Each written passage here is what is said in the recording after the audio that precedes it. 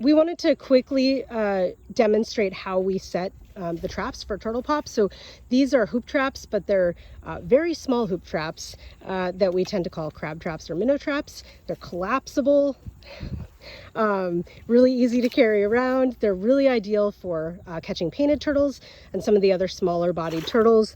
We occasionally capture some small snapping turtles in these as well.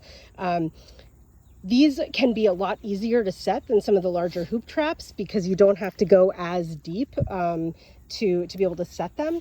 What you can see that we just did here is set the trap in the very shallow area.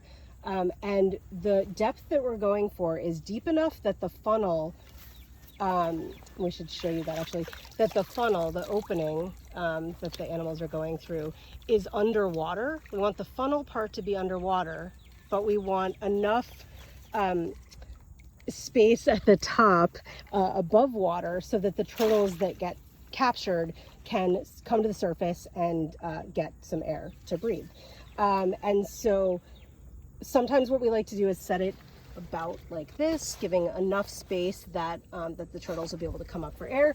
But sometimes what we like to do is look at the weather forecast, and if we think that we're going to be getting a bit of rain possibly overnight, is we'll set it maybe on some vegetation a little bit shallower, so that we hopefully don't come back the next day to a trap that's completely underwater.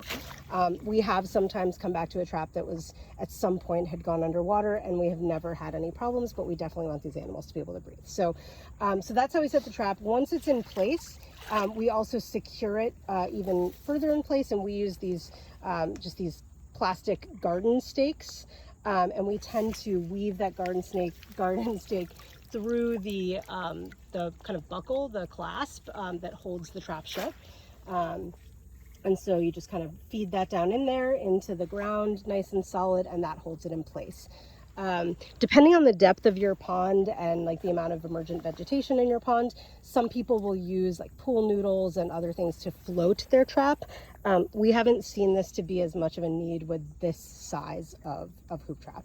And then the next thing you want to do, the last thing you want to do before leaving your trap for the night, is to set your bait. And so what Dave is putting in there is a can of cat food that has like a series of can opener marks in it, so that some of that fishy cat food can kind of come out in the water and the animals can smell it and be attracted to it. And we just pop that right in there. We don't anchor it to anything. We just put it right in the trap, and we've never had one, other than raccoons occasionally getting in there and stealing it, we've never had one just come out of a trap.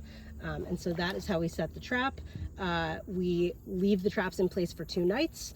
At the end of 2 days, we will then collect the trap, collapse it down, remove the second can of bait that we added on day 2, and you're all set.